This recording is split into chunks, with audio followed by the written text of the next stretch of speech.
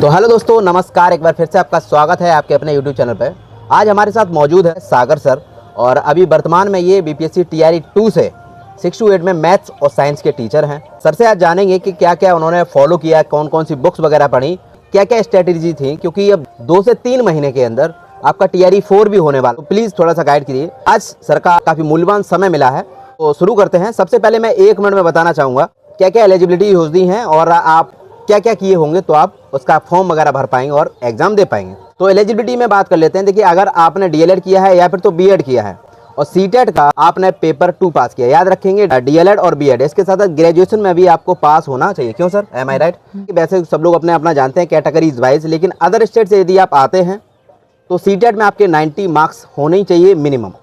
उसके ऊपर होगा तो चलेगा, कम होगा अगर 89 भी हुए तो आपको बाहर निकाल दिया जाएगा। ये बाद में प्रॉब्लम देखने को आती है। तो थोड़ा सा एग्जाम पैटर्न के बारे में सर से जानना चाहेंगे जरा। नमस्कार आप सभी का। एग्जाम पैटर्न में केवल 2 पार्ट होते हैं। पहला पार्ट 30 नंबर का होता है जो केवल क्वालिफाइंग रहता है। 30 मार्क्स का होता है, उसमें 9 नंबर आपको लाना रहता है। जी। उसमें जनरल हिंदी और जनरल इंग्लिश के क्वेश्चन होते हैं। मतलब उसको उस पर कोई ज्यादा विशेष ना भी ध्यान दे तब भी कोई दिक्कत वो लगभग सबका हो जाता है। ठीक है। उसके बाद 120 नंबर को जो मेरिट में लाता है, उसमें 40 क्वेश्चन जीएस के रहते हैं जो जनरल पेपर जो जनरल का होता है, और 80 क्वेश्चन होते हैं मैथ और साइंस जो सब्जेक्ट के होते हैं। अच्छा सर, ये 40 नंबर का जो पोर्शन है उसमें कौन कौन से लगभग सब्जेक्ट्स आते हैं? उसमें 40 नंबर में आपका मैथ्स आएगा, हिस्ट्री आएगा, जो हिस्ट्री में आपका मुख्यतः राष्ट्रीय आंदोलन से और ये 1857 की क्रांति से लगभग क्वेश्चन रहते हैं। 8 क्वेश्चन आपका जियोग्राफी से हो गया, 8 क्वेश्चन आपका साइंस हो गया और 8 क्वेश्चन आपका करंट हो गया। तो इस मिला के ये 40 क्वेश्चन हो गए। ये जनरल पेपर लगभग मोस्टली देखा जाए 1 to 5 से लेके एक टीजीटी पीजीटी तक भी है, लगभग सेम रहता है। तो ये तो लगभग सबको पास करना ही करना है। इसके साथ साथ बात करते हैं जो सब्जेक्ट का है। सब्जेक्ट सर 80 नंबर में से क्या क्या आता है, कितना कितने का किसका वेटेज रहता है? 80 में आपका 40 क्वेश्चन मैथ्स रहेगा, 40 क्वेश्चन साइंस से रहेगा। 40 क्वेश्चन मैथ्स में आपको दोनों पढ़ना पड़ेगा, अर्थमेटिक के साथ साथ एडवांस भी। और अर्थमेटिक के एसडीआर दो मोर देन इनफ रहता है। एसडीआर दो इनफ रहता है। अगर आपको प्रैक्टिस करना है, उस मॉक दे सकते हैं, टेक्स्ट बुक पे मॉक दे सकते हैं, उससे आपको अपनी तैयारी के बारे में पता चलता रहता है। सबसे पहले मैं बताना चाहूँगा, जो भी सर बुक्स रिकमेंड कर रहे हैं मैं सभी का डिस्क्रिप्शन वगैरह में दे दूंगा, तो वहाँ से आप लोग चेकआउट करके परचेज कर सकते हो, अपनी तैयारी 4 चांद लगा सकते हैं। सर कुछ एक डाउट ऐसे आता है कि खास करके मैथ्स अगर देखा जाए रिकमेंड करेंगे, उसको शुरुआती बेस पे क्या करना चाहिए मैथ के लिए? उसको जनरली 6 to 8 का जो भी किसी भी स्टेट का आप बुक उठा के अपना उसको सॉल्व करना शुरू करिए, तो उससे आपको धीरे धीरे आपको कॉन्फिडेंस बिल्डअप होगा, और कॉन्फिडेंस बिल्डअप होगा, एक बार आपको मैथ लगाने में मजा आने लगेगा, फिर मैथ आसानी से कर। मतलब सर का कहना ये है कि अगर आप किसी भी स्टेट से आते हैं, जब वो जरूरी नहीं है यूपी से हैं, बिहार से हैं या कहीं से भी हैं, अगर आपका मैथ कमजोर है, आप लोग देख रहे हैं कि हाँ साहब हमसे नहीं हो पा रहा है, डायरेक्ट हम लोग अगर जो क्वेश्चंस बना रहे हैं, जो एग्जाम आ रहे हैं नहीं हो रहे हैं, तो हम लोग बिल्कुल जो है बेस हम लोग तैयार कर सकते हैं। जो भी कक्षा 6, 7, 8 की किताबों से शुरू कर सकते हैं। वहाँ से आपको ये टर्म वगैरह पता चलेंगे, मूलधन क्या होता है, ब्याज क्या होता है, दर क्या होता है, ये सब चीज़ आप शुरू से करेंगे ना, इंटरेस्ट भी बनेगा थोड़ा सा और अच्छा मैथ भी हो जाएगा। उसके बाद सर ने जो है अभी बुक बताई SD यादव, शारदा पब्लिकेशन की है, कोई प्रमोशन वीडियो नहीं है, ये केवल सर के रिकमेंडेशन से बताया जा रहा है। तो उसकी लिंक आप लोग डिस्क्रिप्शन में चेक कर सकते हैं, उसको ऑर्डर कर सकते हैं। काफ़ी ये बुक है, मैंने पर्सनली भी वो वाली बुक पढ़ी हुई है।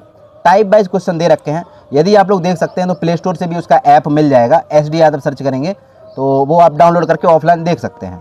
बहुत अच्छी बुक है। बात करते हैं साइंस का पोर्शन, क्योंकि यहाँ पे बच्चा फंसता है, इसके बारे में थोड़ा सा कुछ बता दीजिए। साइंस के लिए देखिए, आपको मोस्टली साइंस का सार महेश वर्णवाल की आती है, जो हिंदी और इंग्लिश दोनों में उपलब्ध है। आप उसको अच्छे से कवर करना ही होगा। उसको कवर करिए। उसके बाद आप लूसेंट के ऑब्जेक्टिव आती है, उस वो इंग्लिश और हिंदी दोनों में रहती है, उसको भी आप उसको आप एक बार लगा दिए तो साइंस लगभग खत्म हो जाती है। सर इसका लगभग अगर देखा जाए तो कैसा क्या रहता है, ज्यादा मॉडरेट आता है, फिर इजी आता है, फिर जो है टफ आता है? नहीं, साइंस वगैरह साइंस वैसे इजी टू मॉडरेट ही रहता है। वो देखिए आपका मेन उसका क्या रहता है, आप 6 to 8 में आपको तो उसको रॉकेट साइंस पढ़ाना नहीं, उसको आपका IQ लेवल बच्चों को IQ लेवल के लिए आपका मॉडरेट ही रहता है।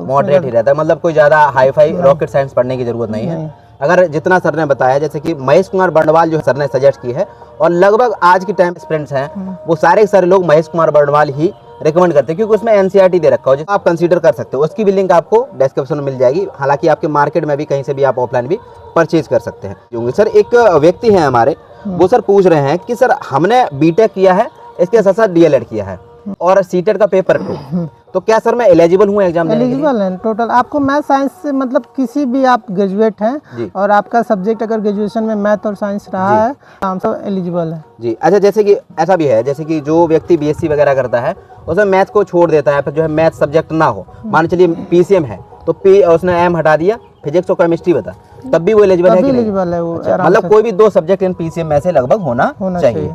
साइंस की अगर उस पर परिप्रेक्ष्य बात करते हो, जो 40 नंबर का साइंस आता है, 3 प्रकार के साइंस होते हैं कि फिजिक्स, केमिस्ट्री और बायोलॉजी। अगर हम लोग बात करें इसमें सबसे ज्यादा वेटेज ऑफ क्वेश्चंस किसके रहते हैं? ये सबसे ज्यादा वेटेज मोस्टली बायो के रहते हैं। कुछ क्वेश्चन जैसे उसमें हो गया विटामिन क्या डिजीज के क्वेश्चन, तो पसंदीदा क्वेश्चन होते हैं, ये सब क्वेश्चन रहते हैं। और लगभग सबका वेटेज बराबर होता है, थोड़ा बहुत कम बेसी वो आपके लक पे होता है किसका कम किसका ज्यादा, मतलब 1-2 क्वेश्चन ऊपर नीचे होता है। वैसे अगर देखा जाए तो थोड़ा बायो पे हल्का तो थोड़ा ध्यान देना होता है। बायो का वेटेज हमेशा थोड़ा सा ज्यादा रहता है। हाँ, तो सर ने जैसे कि बताया, देखिए सबसे पहले क्या करिए कि आप महेश कुमार बर्डवाल को जो थ्योरी उसकी है वो कंप्लीट कर लीजिए, तीनों सेक्शन की, फिजिक्स, केमिस्ट्री और बायोलॉजी।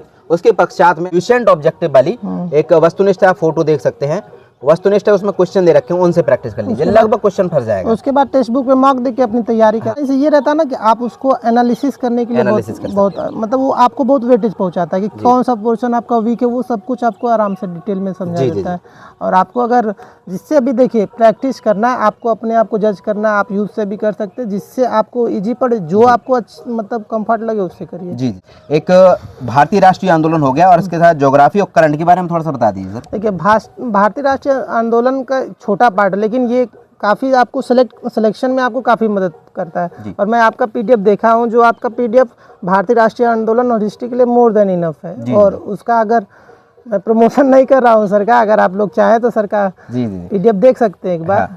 मैं सर भी है और इसके साथ देखिए TRE1, TRE2, TRE3 हो चुके हैं, तो लगभग मेरे पास कुछ जो पीडीएफ्स हैं उसमें आपको आधुनिक भारत मिल जाएगा, बिहार का कुछ जीके वगैरह मिल जाएगा, है ना, जिसमें आप बिहार में साथ साथ में, और ज़्यादा पेज भी नहीं है, वो 100 से भी ज़्यादा कम पेज हैं।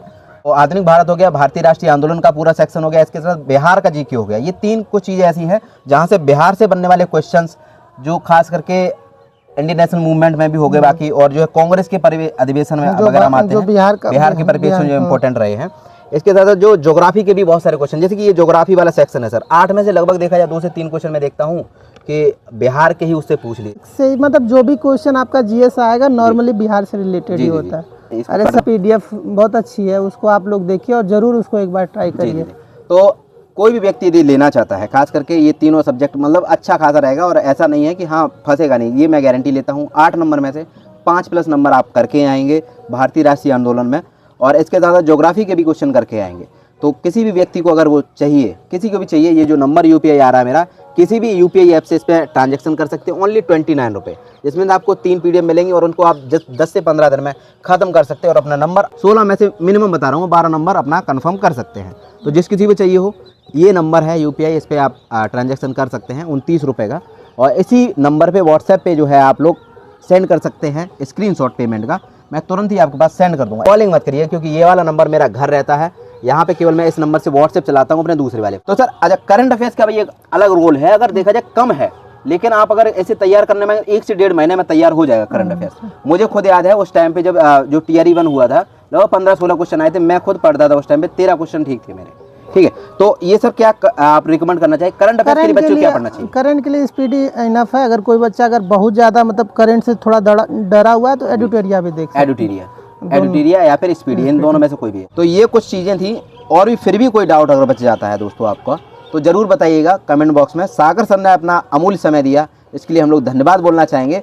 और सर को जो है समर वैकेशन, यानी कि हमें भी और सर को भी, कल से समर वैकेशन हमारी शुरू है, तो हम लोग कल से जा रहे हैं अपने अपने घर पे, और आप लोग भी आइए। हो सकता है अगला वाला साल आप लोग भी, ये जो छुट्टियां देख रहे हैं सर के चेहरे में मुस्कान, कल घर जाना है, तो ये आपकी भी ज़िंदगी में आ सकता है अगली साल। बाकी कोई समस्या हो या कुछ भी डाउट हो तो ज़रूर कमेंट बॉक्स में छोड़ दीजिएगा। मैं इस वीडियो का लिंक सर के पास पर्सनली शेयर कर दूंगा, तो आप लोग वहाँ से भी सर जो है आपकी कमेंट का रिप्लाई दे सकते हैं। ठीक है, बाकी जो भी सर ने बुक्स वगैरह या कुछ भी चीज़ें बताई हैं मैं आपको दे दूंगा डिस्क्रिप्शन में, वहाँ से आप लोग ऑर्डर कर सकते हैं। और भी किसी व्यक्ति का, यानी किसी भी सब्जेक्ट का या फिर किसी भी टीचर के कैटेगरी का आप अगर इंटरव्यू चाहते हैं तो जरूर कमेंट बॉक्स में बता दीजिएगा। अगले प्रणाम, नमस्कार, जय हिंद, जय Bharat. Thank you so much sir अपना टाइम देने के लिए, धन्यवाद।